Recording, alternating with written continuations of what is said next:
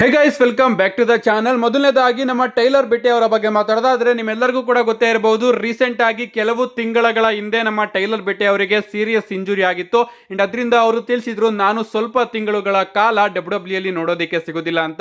So finally ಈಗ ಅವರ return ಹತ್ರ ಬರ್ತಾ ಇದೆ ಅಂತಾನೆ ಹೇಳ್ಬಹುದು. ಅಂಡ್ ಅಪ್ಡೇಟ್ಗಳು ಬರ್ತಿರೋ ಪ್ರಕಾರ ನಮ್ಮ ಟೈಲರ್ ಬಿಟ್ಟೆ ಅವರು ಈಗ ಕಂಪ್ಲೀಟ್ ಆಗಿ ರಿಕವರ್ ಆಗಿದಾರಂತೆ. ಅಂಡ್ ಅವರು ತನ್ನ ರಿಟರ್ನಿಗೆ ಈಗ ತಯಾರಿ ಮಾಡ್ಕೋತಾ ಇದಾರಂತೆ. ಲಿಟರಲಿ ಗೈಸ್, ಒಂದು ಒಳ್ಳೆ ಅದ್ಭುತವಾದ ಟ್ಯಾಲೆಂಟ್ ಅಂತಾನೆ ಹೇಳ್ಬಹುದು. ಬ್ರಾನ್ ಬ್ರೇಕರ್ ಆಗಿ ಇವರ ಫ್ಯೂಡ್ ನಮಗೆ ನೋಡೋದಕ್ಕೆ ಸಿಗ್ತಾ ಇತ್ತು. ಆ ಒಂದು ಮಧ್ಯದಲ್ಲಿ ಇವರು ಇಂಜುರಿ ಆದ್ರು. ಅಂಡ್ ಆದಷ್ಟು ಬೇಗ ಇವರ ರಿಟರ್ನ್ ನಮಗೆ ನೋಡೋದಕ್ಕೆ ಸಿಗುತ್ತೆ. ನೋಡೋಣ ಗೈಸ್, ರಿಟರ್ನ್ ಆದ್ಮೇಲೂ ಕೂಡ ಡಬ್ಲ್ಯೂ ಅವರು ನಮ್ಮ ಟೈಲರ್ ಬಿಟ್ಟೆ ಅವ್ರನ್ನ ಅದೇ ರೀತಿ ಬುಕ್ ಮಾಡ್ತಾರೋ ಇಲ್ವೋ ಅಂತ. ಟೈಲರ್ ಬಿಟ್ಟೆ ಅವರ ರಿಟರ್ನ್ ಬಗ್ಗೆ ಮಾತಾಡ್ತಿದ್ವಿ ಅಂದ್ರೆ ನಮ್ಮ ಜೇಡ್ ಕಾರ್ಗಿಲ್ ಅವರ ರಿಟರ್ನ್ ಬಗ್ಗೆನೂ ಕೂಡ ಸ್ವಲ್ಪ ಮಾತಾಡೋಣ. ನಿಮಗೆ ಗೊತ್ತಿರಬಹುದು, ಡಬ್ಲ್ಯೂ ಅವರು ಜೇಡ್ ಕಾರ್ಗಿಲ್ ಅವರ ಮೇಲೆ ಯಾರೋ ಒಬ್ರು ಬ್ಯಾಕ್ ಸ್ಟೇಜ್ ಅಲ್ಲಿ ಅಟ್ಯಾಕ್ ಮಾಡಿದ್ದಾರೆ ಅನ್ನೋ ಒಂದು ರೀತಿ ತೋರಿಸಿ ಅವ್ರನ್ನ ಡಬ್ಲ್ಯೂ ಕಂಪನಿಯಿಂದ ಸ್ವಲ್ಪ ದಿನ ಆಫ್ ನ ಕೊಡ್ತು ಅಂತಾನೆ ಹೇಳ್ಬಹುದು. ಸಿಕ್ಕಾಪಟ್ಟೆ ರೀಸನ್ ಇದೆ. ಅಂಡ್ ಅದರಲ್ಲಿ ಅಪ್ಡೇಟ್ಗಳು ಹೇಳೋ ಪ್ರಕಾರ ನಮ್ಮ ಜೇಡ್ ಕಾರ್ಗಿಲ್ ಅವರಿಗೆ ಡಬ್ಲ್ಯೂ ಔಟ್ ಸೈಡ್ ಕೂಡ ಏನೋ ಒಂದು ಇಂಪಾರ್ಟೆಂಟ್ ಕೆಲಸ ಇತ್ತಂತೆ. ಅದಕ್ಕೋಸ್ಕರ ನಮ್ಮ ಜೇಡ್ ಕಾರ್ಗಿಲ್ ಅವರೇ ಡಬ್ಲ್ಯೂ ಕಂಪನಿಯಿಂದ ಸ್ವಲ್ಪ ಬ್ರೇಕ್ ನ ತಗೊಂಡ್ರು. ಅಂಡ್ ಆ ಒಂದು ಬ್ರೇಕ್ ನ ಕೊಡೋದಕ್ಕೋಸ್ಕರ ಈ ರೀತಿ ಒಂದು ಇಂಜುರಿ ಆಂಗಲ್ ನ ಡಬ್ಲ್ಯೂ ಅವರು ತೋರಿಸಿದ್ರು ಅಂತ ನಾನು ಒಂದು ವಿಡಿಯೋದಲ್ಲಿ ತಿಳಿಸಿದ್ದೆ. ಅಂಡ್ ಈಗ ಗಾಯ್ಸ್, ನಮ್ಮ ಜೇಡ್ ಕಾರ್ಗಿಲ್ ಅವರ ರಿಟರ್ನ್ ಕೂಡ ಆದಷ್ಟು ಬೇಗ ನಮಗೆ ನೋಡೋದಕ್ಕೆ ಸಿಗುತ್ತೆ. ಯಾಕಂದ್ರೆ ಅಪ್ಡೇಟ್ಗಳು ಬರ್ತಿರೋ ಪ್ರಕಾರ ನಮ್ಮ ಜೇಡ್ ಕಾರ್ಗಿಲ್ ಅವರು ಪ್ರತಿ ವಾರ ಡಬ್ಲ್ಯೂ ಪರ್ಫಾರ್ಮೆನ್ಸ್ ಸೆಂಟರ್ ಗೆ ಬಂದು ಟ್ರೈನಿಂಗ್ ಮಾಡೋದಕ್ಕೆ ಶುರು ಮಾಡ್ಕೊಂಡಿದ್ದಾರಂತೆ. ಕಳೆದ ವಾರನೂ ಕೂಡ ಅವರು ಬಂದು ಟ್ರೈನಿಂಗ್ ನ ಮಾಡಿದ್ರಂತೆ. ಅಂಡ್ ಈ ವಾರನೂ ಕೂಡ ನಮ್ಮ ಜೇಡ್ ಕಾರ್ಗಿಲ್ ಅವರು ಬಂದು ಟ್ರೈನಿಂಗ್ ನ ಮಾಡ್ತಾರಂತೆ. ಸೊ ಟ್ರೈನಿಂಗ್ ನ ಮಾಡೋದಕ್ಕೆ ಶುರು ಮಾಡಿದ್ದಾರೆ ಅಂದ್ರೆ ಆದಷ್ಟು ಬೇಗ ನಮಗೆ ಅವರ ರಿಟರ್ನ್ ನೋಡೋದಕ್ಕೆ ಸಿಗಬಹುದು. ಯಾರಿಗೊತ್ತು, ಸ್ಮ್ಯಾಕ್ ಡೌನ್ ನಲ್ಲಿ ಅವರು ಸಡನ್ ಆಗಿ ರಿಟರ್ನ್ ಆಗಿ ತನ್ನ ಮೇಲೆ ಅಟ್ಯಾಕ್ ಮಾಡಿದ್ದು ಯಾರು ಅನ್ನೋ ವಿಚಾರನ ಅವರೇ ರಿವೀಲ್ ಮಾಡಬಹುದು. ಅಥವಾ ರಾಯಲ್ ರಂಬಲ್ ಮ್ಯಾಚ್ ಅಲ್ಲಿ ನಮಗೆ ಜೇಡ್ ಕಾರ್ಗಿಲ್ ಅವರ ರಿಟರ್ನ್ ಕೂಡ ನೋಡೋದಕ್ಕೆ ಸಿಗಬಹುದು. ನೋಡೋಣ ಗೈಸ್, ನಮ್ಮ ಜೇಡ್ ಕಾರ್ಗಿಲ್ ಅವರ ಸ್ಟೋರಿ ಲೈನ್ ನಲ್ಲಿ ನಾನಂತೂ ಸಿಕ್ಕಾಪಟ್ಟೆ ಇನ್ವೆಸ್ಟ್ ಆಗಿದ್ದೀನಿ. ಎಸ್ಪೆಷಲಿ ನಮ್ಮ ಜೇಡ್ ಕಾರ್ಗಿಲ್ ಅವರ ಮೇಲೆ ಅಟ್ಯಾಕ್ ಮಾಡಿದ್ದು ಯಾರು ಅಂತ ನೋಡೋದಕ್ಕೆ ನಾನಂತೂ ಸಿಕ್ಕಾಪಟ್ಟೆ ಕಾಯ್ತಾ ಇದ್ದೀನಿ. ನೆಕ್ಸ್ಟ್ ಅಪ್ಡೇಟ್ ಕಡೆ ಬರೋದಾದ್ರೆ ಇದಿರ್ತಕ್ಕಂಥದ್ದು ಡಬ್ಲ್ಯೂ ನೆಟ್ಫ್ಲಿಕ್ಸ್ ಬಗ್ಗೆ. ನಿಮಗೆ ಗೊತ್ತಿರಬಹುದು, ನೆಟ್ಫ್ಲಿಕ್ಸ್ ಅಲ್ಲಿ ಡಬ್ಲ್ಯೂ ಮಂಡ್ಯ ನೈಟ್ ಈಗ ನಮಗೆ ನೋಡೋದಕ್ಕೆ ಸಿಗ್ತಾ ಇದೆ.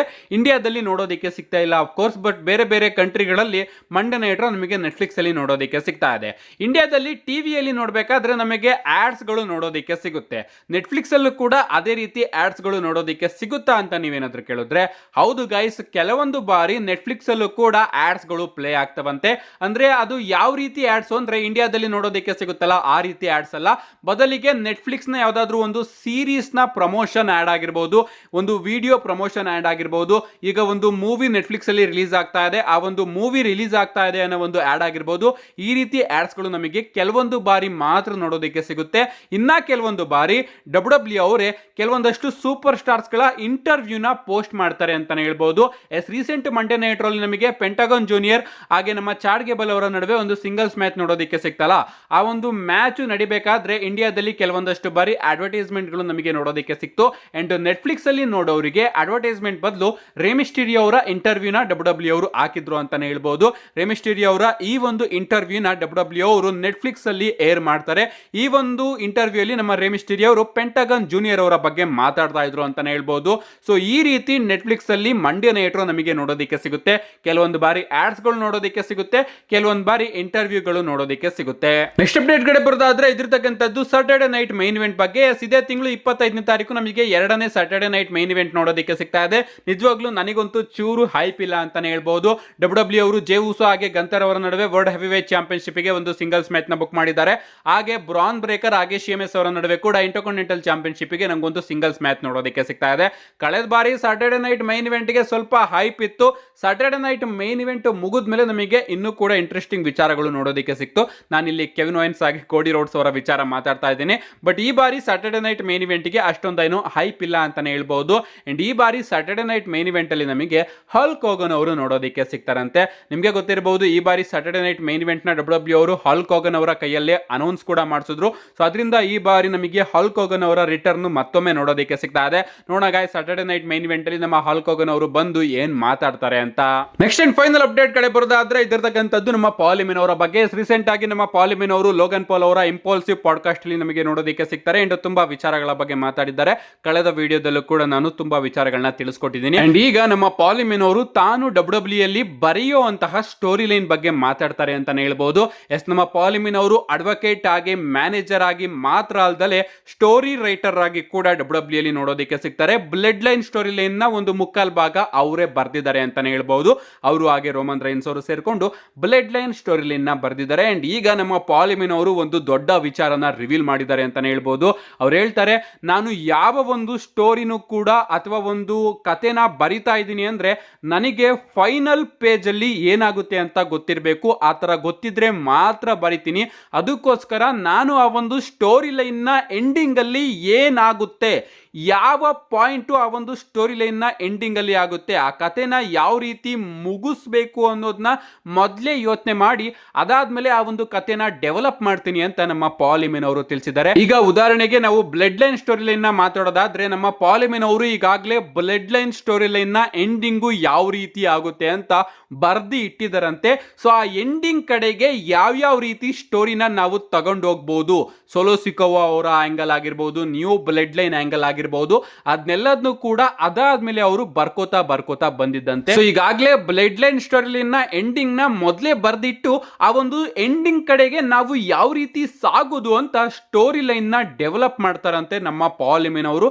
ನಿಜವಾಗ್ಲೂ ಅದನ್ನ ಕೇಳಿ ನನಗಂತೂ ಸಿಕ್ಕಾಪಟ್ಟೆ ಶಾಕ್ ಆಯ್ತು. ಅಂಡ್ ಫೈನಲ್ ಆಗಿ ನಮ್ಮ ಪಾಲ್ ಎಮಿನ್ ಅವರು ರೋಮನ್ ರೈನ್ಸ್ ಹಾಗೆ ಅವರ ಮೀಟಪ್ ಬಗ್ಗೆನೂ ಕೂಡ ಮಾತಾಡ್ತಾರೆ. ನಿಜವಾಗ್ಲೂ ಇದು ಇನ್ನೂ ಕೂಡ ಶಾಕಿಂಗ್ ವಿಚಾರ ಅಂತಾನೆ ಹೇಳ್ಬೋದು.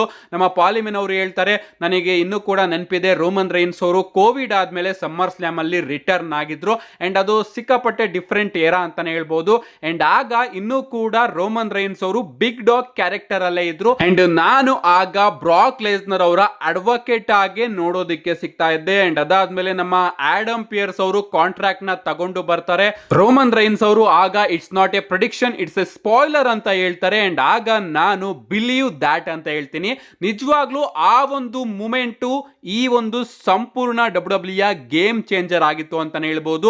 ಅಲ್ಲಿವರೆಗೂ ರೋಮನ್ ರೈನ್ಸ್ ಬಿಗ್ ಡಾಗ್ ಆಗಿ ನೋಡೋದಕ್ಕೆ ಸಿಗ್ತಾ ಇದ್ದ, ನಾನು ಬ್ರಾಕ್ ಲೆಸ್ನರ್ ಅವರ ಅಡ್ವೊಕೇಟ್ ಆಗಿ ನೋಡೋದಕ್ಕೆ ಸಿಗ್ತಾ ಇದ್ದೆ. ಅದಾದ್ಮೇಲೆ ಒಂದೇ ವಾರದಲ್ಲಿ ನಾವು ಟ್ರೈಬಲ್ ಚೀಫ್ ನ ಹುಟ್ಟಾಕಿದ್ವಿ, ವೈಸ್ ಮೆನ್ ನ ಹುಟ್ಟಾಕಿದ್ವಿ, ಹೆಡ್ ಆಫ್ ದ ಟೇಬಲ್ ನ ಹುಟ್ಟಾಕಿದ್ವಿ. ಅಂಡ್ ಅದಾದ್ಮೇಲೆ ಸಡನ್ ಆಗಿ ರೋಮನ್ ರೈನ್ಸ್ ಅವರು ಕೂಡ ಚಾಂಪಿಯನ್ ಆದ್ರು. ಅಂಡ್ ಅದು ಬ್ಲಡ್ ಲೈನ್ ಸ್ಟೋರಿ ಲೈನ್ ನ ಗೇಮ್ ಚೇಂಜರು, ಇಡೀ ಡಬ್ಲ್ಯೂ ಗೇಮ್ ಚೇಂಜರು ಅಂತ ನಮ್ಮ ಪಾಲ್ ಎಮಿನ್ ಅವರು ತಿಳಿಸಿದ್ದಾರೆ. ಲಿಟರಲಿ ಗೈಸ್, ಆ ಒಂದು ಸೆಗ್ಮೆಂಟ್ ನ ಲೈವ್ ಆಗಿ ಇವರು ರೆಕಾರ್ಡ್ ಮಾಡಿದ್ರಂತೆ, ಲೈವ್ ಆಗಿ ಟೆಲಿವಿಷನ್ ಅಲ್ಲಿ ತಗೊಂಡು ಬಂದಿದ್ರಂತೆ. ಅಂಡ್ ಅದನ್ನ ರೆಕಾರ್ಡ್ ಮಾಡಬೇಕಾದ್ರೂ ಕೂಡ ಇವ್ರು ಯಾರು ಕೂಡ tribal chief character, head of the table ಅಂತ ಏನು ಕೂಡ ನೆನಪಲ್ಲಿ ಇಟ್ಕೊಂಡಿರ್ಲಿಲ್ವಂತೆ. ರೋಮನ್ ರೈನ್ಸ್ ಅವರು ಬಿಗ್ ಡಾಗ್ ಆಗಿ ಆ ಒಂದು ಸೆಂಟೆನ್ಸ್ ನ ಹೇಳಿದ್ರಂತೆ. ಅಂಡ್ ನಮ್ಮ ಪಾಲ್ ಎಮಿನ್ ಅವರು ಬ್ರಾಕ್ ಲೆಸ್ನರ್ ಅವರ ಅಡ್ವೊಕೇಟ್ ಆಗಿ ಆ ಒಂದು ಸೆಂಟೆನ್ಸ್ ನ ಹೇಳಿದ್ರಂತೆ. ಅದಾದ್ಮೇಲೆ ಒಂದೇ ಒಂದು ವಾರದಲ್ಲಿ ಎಲ್ಲದನ್ನು ಕೂಡ ಇವರು ಬರ್ದು ರೆಡಿ ಮಾಡಿದ್ರಂತೆ. ನಿಜವಾಗ್ಲೂ ಸಿಕ್ಕಾಪಟ್ಟೆ ಶಾಕ್ ಆಯ್ತು ಈ ಒಂದು ವಿಚಾರನ ಕೇಳಿ. ನಿಮ್ಗೂ ಕೂಡ ಶಾಕ್ ಆಗಿದ್ರೆ ಅಂಡ್ ಈ ಒಂದು ಅಪ್ಡೇಟ್ ನ ಕೇಳಿ ಖುಷಿ ಆಗಿದ್ರೆ ವಿಡಿಯೋಗೊಂದು ಲೈಕ್ ಮಾಡಿ ಅಂತ ಹೇಳ್ತಾ, see you guys in my next video.